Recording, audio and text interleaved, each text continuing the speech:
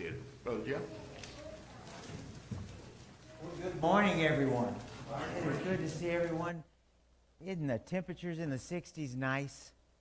Nice change, Today we're going to be talking about removing barriers. Now, the Bible story we're looking at today are the walls of Jericho. And I just got to say this. Sometimes God does not make sense. Robert, where are you? I've got no notes up here. I don't think. Anyway, sometimes, maybe there's not one on that screen, but anyway, sorry. Sometimes God's commands don't make a lot of sense to us. The thing is, as Bob talked about today, God is holy. And when God says do something, I don't really have to understand all the time. I don't really need to know in every moment what God is thinking. You know, you look at, what was that old Mission Impossible? Remember the Mission Impossible show, you old people? I guess it's still around, but, you know, it's in almost black and white reruns these days. But you know, they would take this team and they would say, here's your mission, you know, it'd be on a recording or whatever. And he would say, we can see you doing this, Robert. Oh, okay. Well, y'all read fast, and I'm not going to preach. I'm just done. Read them fast. Anyway, okay. Anyway, so Mission Impossible, IMF or whatever they were, they would get this mission, your mission, if you choose to accept it. And it would be almost impossible, hence the name, Mission Impossible. But they would do, and you would watch them, and they would come up with the greatest gadgets in the world. And they would do all of these things which we all know were impossible. And all of a sudden they'd complete their mission, just barely surviving death. Well, God is today, in today's lesson, He's going to give Israel this mission. And the thing is, He's going to say, here's your mission if you choose to do it. Now, we already know they're a little scared anyway of these missions He's sending them on. You're going to go against the most fortified city in the history of mankind, and I'm going to give it to you. But wait, you don't have to do anything. Really, I mean, you know, because you know there's the guys in the back, hey, Joe, or Josiah the Great, we need to build a siege engine. I've heard they're going to invent those in 1,000 years or so, and we're going to build one. It's going to throw big rocks. And God went, hey, eyes up here. You don't have to build any. And the blacksmiths, okay, guys, we got to make 10 million arrows. We need spear points. We're going to be working hard. God's like, chill. I will tell you what to do when the time comes to do it, but you don't need to do anything. And I guess the end of this story in the beginning could be, you're not in charge of nothing. God is in charge. And when we just accept God's will and God's way, life gets easier. Life gets easier.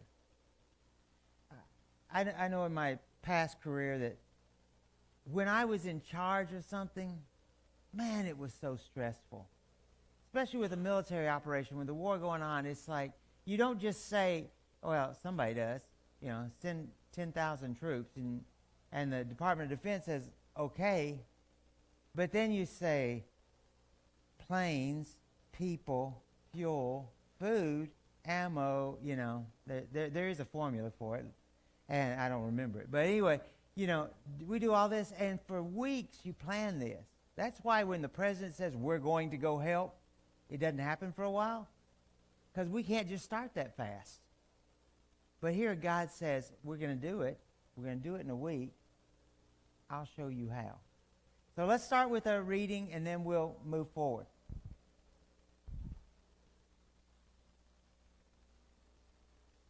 This is from the book of Joshua, chapter 6, verses 1 and 2.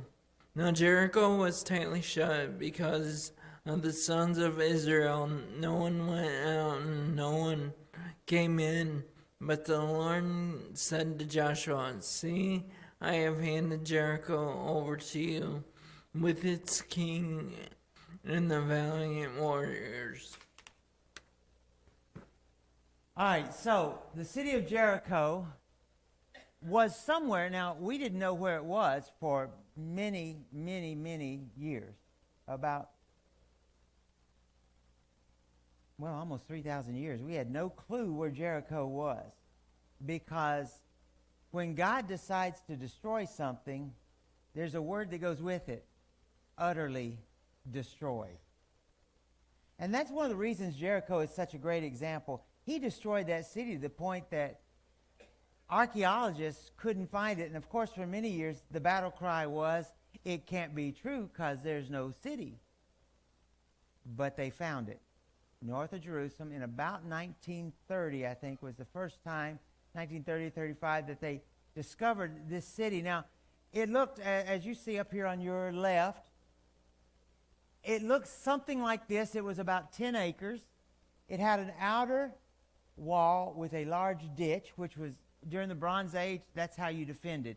You didn't have to build the walls 20 feet high if you built 10-foot walls and dug a 10-foot ditch. That equals 20.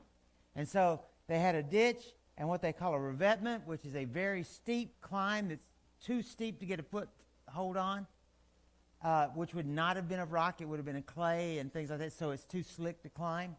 Then the stone walls, and then the outer city. You didn't want to live in the outer city in these forts, because who's the first one to get captured if a wall gets breached? The outer city. And I wish, I don't know exactly where, but somewhere in, we are going to have a fun day today. Somewhere along this outer wall was where, who? Rahab lived. Now we know that because she let them down. We know her house was on the wall, or her inn, or whatever Hebrew translation you use here. She's called a harlot, but sometimes in Hebrew that just meant an innkeeper. But she had a house along the wall. Her windows faced out. She was able to lower the spies out. We'll get back to her later. Then you had the upper wall, which was even higher. These walls were, as you see here, now this is not the full height of the wall, obviously, but it's the thickness of the wall that they found when they excavated. And you can see just how wide that wall was. So in the year 1400 BC, now you're looking at part of the original works. In the year 1400 BC, Joshua, with the help of God, takes Jericho, give or take a year. The city is cursed at the time, and it says anyone who tries to rebuild this city, their women and their children will die. This did come true, by the way. In 700 BC, the city was rebuilt and is destroyed by a guy named Hiel the Bethelite. This is why I need notes to remember names like that. Hiel the Bethelite. And he utterly destroyed the city. He killed everyone. They took no prisoners. So in the year 1930, this guy named John Garstag, he conducts excavations, and he declares that he has found the original walls and that the way and shape, etc., dates it at 1400 BC. Well, of course, when he said that, he makes an automatic comparison to the timing that Joshua would have attacked the city.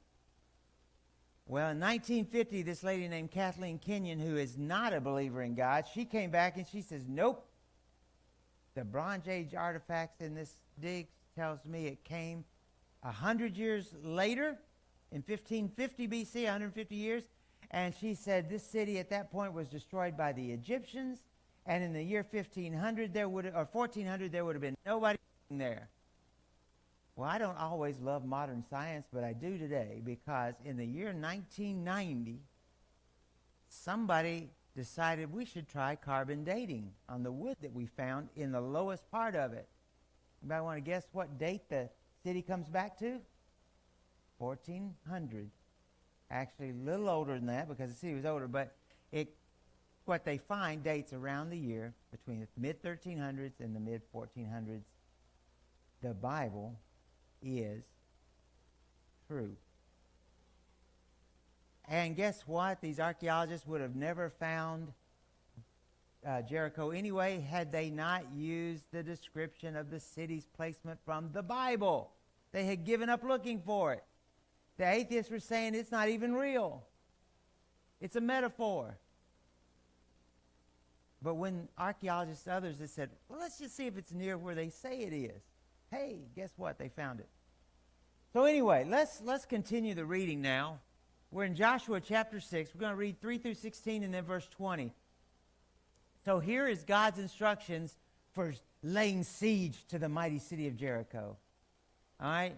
And you will march around the city, all the men of war circling the city once, and you shall do so for 6 days. Also 7 priests will carry 7 trumpets of ram's horns in front of the ark. Then on the 7th day you will march around the city 7 times, and the priests will blow the trumpets. It shall be that when you make a long blast on the ram's horn, you shall hear the sound of the trumpet. All of the people shall shout with a great shout. Now remember, the day 1, it's who? The soldiers. Day 7, it is everyone. It's a lot of people just circled their city. Anyway, all the people will shout with a great shout, and the wall of the city will fall down flat. And you shall go up, everyone, straight into it, straight ahead. In other words, you're going to come in from every side all at once. So Joshua the son of Nun calls the priests and says to them, take up the Ark of the Covenant, has 7 priests carry 7 trumpets of ram's horns in front of the Ark of the Lord.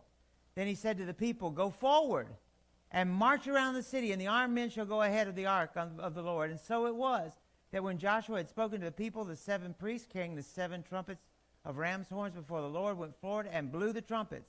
And the Ark of the Covenant of the Lord followed them. And the armed men went ahead of the priests who blew the trumpet, and the rear guard came after the ark while they continued to blow the trumpet. But Joshua commanded the people, saying, you will not shout, or let your voice be heard, nor let a word proceed from your mouth until the day I tell you. Shout, and then you shall all shout. So he had the ark of the Lord taken around the city, circling it once. Then they came into the camp, spent the night in the camp. Now Joshua got up, and you got to wonder, did they remain silent in the camp? I kind of think they did. Maybe not. Maybe they were far enough away. It didn't matter. But now Joshua gets up early in the morning, and the priests take up the ark of the Lord. Then the 7 priests, carrying the 7 trumpets of ram's horns in front of the ark of the Lord, went on continually and blew the trumpets.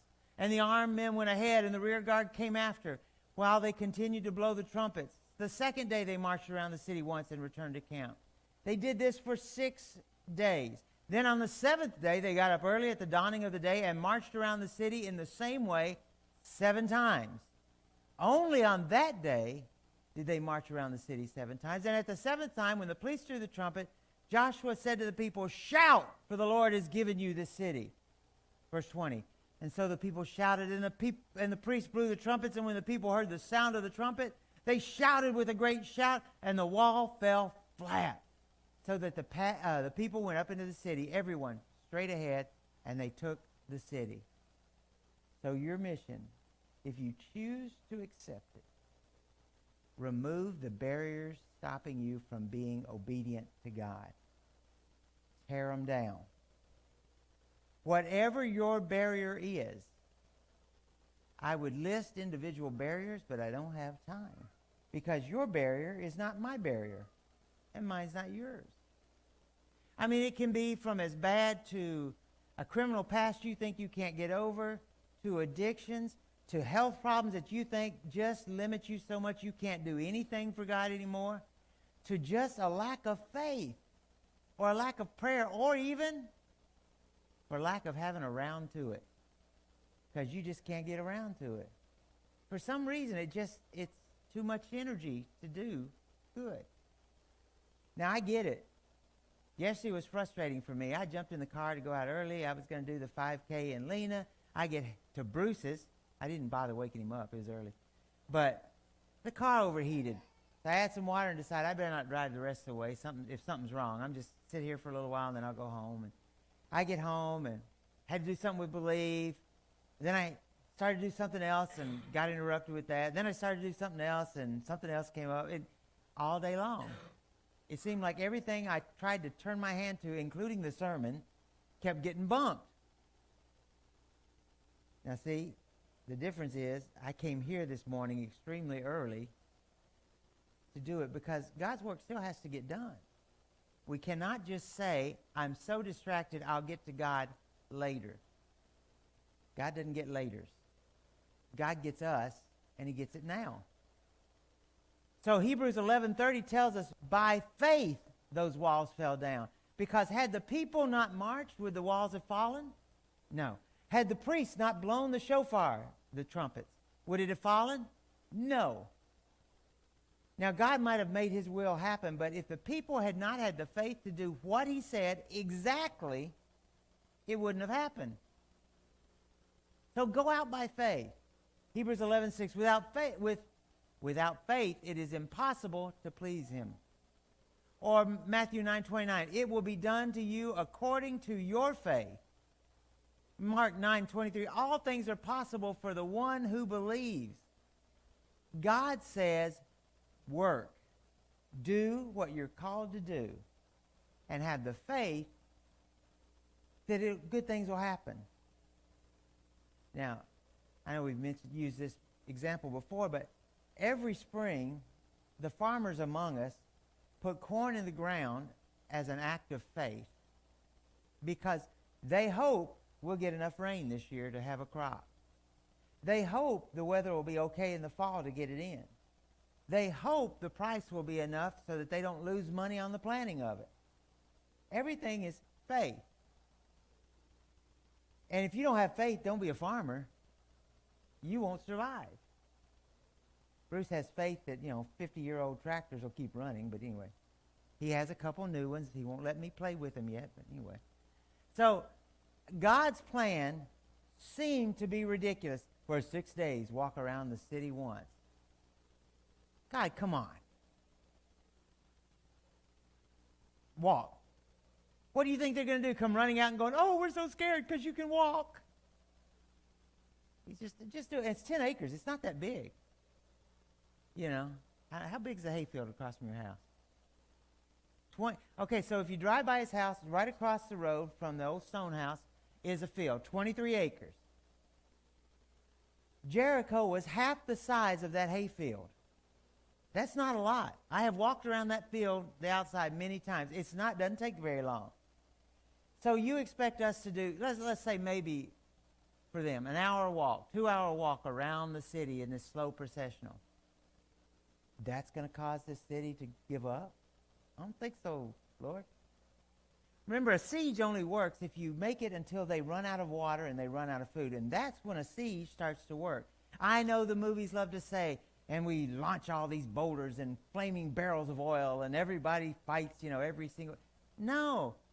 The fall of Jerusalem happened after about 2.5 years because they sat outside the gates and didn't give them food or water, which is why God said, you're better off if your children die before this ever happens. Either run away now, or moms don't have them, because it's not going to be good. This is why historically we hear they even turned to cannibalism for a while in Jerusalem, because it's not good.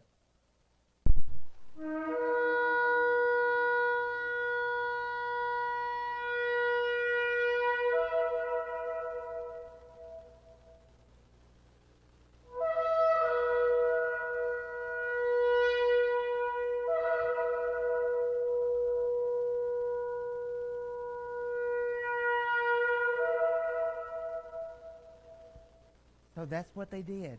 They just walked and they blew those giant ram's horns. I got a horn in my office, a cow horn, but I couldn't trust that I can still pucker and blow the right way. I told my mom I was going to do this, and she said, I saw that done once before, and the preacher got up there with a horn, and I guess in high school he might have been okay, but she said he tried 5 minutes and couldn't get anything but a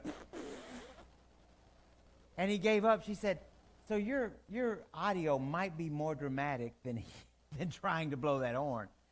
So anyway, 7 days, they blow the shofar, they walk around, they blow it, and that actually is the battle cry of Israel. That sound, and it's still played, or it was, forever in Israel. And the priests walk and they do this, but the people walk in absolute silence, not a word, not a sound. And on the seventh day, 7 blasts of the horn and a shout. How unnerving would that silence have been? See, verse 2, I have given you Jericho. I've given you the king. I've given you its mighty men of valor. I've given you this city. So what do? Just walk and nothing else, because I've given this to you. So the question becomes, how long can you do the Lord's work without questioning everything? We all fall victim to some of this. There are churches meeting all over town today, and they have all their preachers and their leadership have all read the same verses you have, and yet when they come to some things, such as baptism, they will say, well, it doesn't mean what it said. Or, well, when Jesus said that, we've got some doubt about whether that was in the original translation or if that came later. Or, look, over and over again in Acts, we see examples of it, and immediately they were baptized. And so why would you, because today there will be churches that say, next month we will have our quarterly baptism day. Yay, but you're already saved. We're just going to do this. Or one church in town that has money to build huge buildings and do all this stuff, but they won't put in a baptistry. So instead, they stand up on stage and he says, you are now baptized in the Holy Spirit. Well, I thought Jesus went down in the water with John. Maybe I read that wrong. I don't think so. Or evangelism. God says, go out, teach the world. And yet we sit back and say, nobody's listening anyway, Lord. I fall victim to this one. Nobody's listening anyway. Well, we could try, the elders, we've had these discussions. We could try this. No, it doesn't work. We can try this. We did this 50 years ago. It doesn't work. No, it doesn't work. Because really it is. It's a tough market these days to tell people about God. But I'm not commanded to give up. I'm not commanded to baptize them.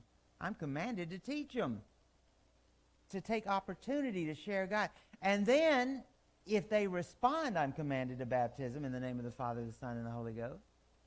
And the example then is to do it immediately upon their statement that they believe, not wait 6 months. Or worship. Churches all over you know what? Worship is a struggle these days in this environment and this mindset of our young people. They are so used to being entertained. And when I say young people, I mean all of you 60 and below, 70. Because how many of us, if we have 2 minutes to spare, don't turn on YouTube, Facebook, look at our emails? We have to be entertained or stimulated every moment of every day. And yes, I will watch a YouTube video at the same time I'm watching TV. Just because I'm ADHD. Squirrel. Anyway, no, I mean, we all feel like we have to do these added things to make it more exciting. When really, the whole thing, the Greek word proskuneo is not talking about what I get out of worship. It's talking about what do I send up to God in my worship. I like a song like we just sang, Master, the Tempest is Raging, because you can't sing that without putting some soul into it. You sing loud, you sing quiet. You sing fast, you sing slow. You put your heart into that song if you sing it right. And that's proskuneo. Joshua 6, 18 and 19 again. But as for you, do not keep for yourself the things that have been designated for destruction, so that you don't covet them and take some of these designated things and turn the camp of Israel into something designated for destruction, or bring disaster on it. All the silver and gold and the articles of bronze and iron are holy to the Lord, and they shall go into the treasury of the Lord. So, question for you is, do you think there are things that are impossible, even if God is on your side? Now don't everybody say, no, nothing's impossible for God. until you have a doctor come up and say you've got cancer. And then all of a sudden, well, God doesn't heal like he used to. I'll agree. I don't see the miracles that we saw in the first century. But I have zero doubt that God heals. Zero. You know, nothing is impossible for God even today. You may not see when it happened. But again, if you will look back 10, 15 years at prayers you prayed, you'll see they were answered. We pray for someone's health, and sometimes God says no. But then we see later and we realize how miserable they were, or how it would have been worse had they continued to live. Or just that God says, I can't keep you alive forever just because you're Christians. That is not the way I invented or created this world. So Rahab hid the spies, right? There's a promise that because you did this thing, you'll survive with all of your family. I want you to notice something up here. When they did the excavation down to the original walls, they found one building left standing on the outer wall. All the rest was gone. Now, in the military and in the FBI and police and all that, when there's a suspected bomb, they go, and obviously in today's time they test to see what the chemical signature is, but they will first look at it. Someone says there was an explosion, but the house walls are blown inward, they'll say that wasn't an explosion. It imploded somehow. Something else happened. Because when there's an explosion, it's not the explosion that kills you, unless you're standing on it. It's the shock wave and the shrapnel. And so the walls blow outward. You've heard me say I was involved where a grenade was thrown through a window in a vehicle I was in. The reason I survived that was because I got lower than the hand grenade, because bombs blow up and out. The reason my friends didn't, they didn't see it in time. They didn't duck. So it goes up and out. Well, here's the interesting thing. Jericho's walls, had they been hit with those giant stones from those siege wagons that had not yet been invented, they would have busted holes inward. Not the whole wall. They would have then run through those gates, through the holes in the wall or over the walls, and they would have attacked and fought. What happened to Jericho when they excavated is the walls went outward. There was a Holy Ghost bomb up in there that day. That's the only explanation. Because there is no possible way in that day and time that you blow the walls of a city outward, unless you're God. So Rahab survived. Can you imagine being there in Rahab's apartment? You got her whole family. She says, listen, I don't know who this God of Israel is, but they said trust and stay here. And I put out a piece of red string and everything should, they said it'll be fine. And they're watching these people march in that really creepy silence. And then the day happens, it blows, they shout, and all around you, everything explodes and shakes. And when you open your eyes, you're sitting in your apartment, on a chair, on the floor, whatever. You've survived. Nothing else has. That's amazing. And as the people shout, how did they tell 100,000 warriors not to attack that one house? But when it was done, they walked out. And if we take the worst definition of the word Rahab the harlot, she still became one of the grandparents of our Savior. See, again, second, God can use anyone at any time for anything he chooses. I told the kids last Saturday night at camp, Derek spoke Sunday night, but I said there is nothing that can make God love you less than he loves you at the moment of birth, at any moment in your life. He always loves us. And there is no one that has done anything so bad that God cannot turn around and use that person for good. So the second kind of thought here is, Can you be a disciple like Joshua? Can you be a person that says, Joshua stands up before the warriors and he says, and this is what you're going to do. And probably that blacksmith again saying, I really need to be making spears, not sitting here saying I'm just going to walk in circles. Or I really need to be doing this. Or, YouTube, they had YouTube back then. There was one guy scribbling on a rock and handed the other one, scribbling on a hand, and made a little movie. They had to do it fast. Now, there a million other things were going through their minds, but Joshua says, trust him. Not trust me. Don't follow me. Trust him. He said this will happen, so trust him. But, okay, so do we have a contingency plan? There is no contingency plan away from God. Nothing will save your soul outside of God. No amount of saying, I will sample a bit of witchcraft, and I'm going to try a little bit of earth medicine, and I'm going to try a little bit of, third world voodoo, and I'm going to try a little bit of God. Native American spirit medicine, I'm going to try all these things. Animism, that's the word I've been trying to think of. Animism, I'm going to try all these different things. There is no plan outside of Jesus that works, outside of God.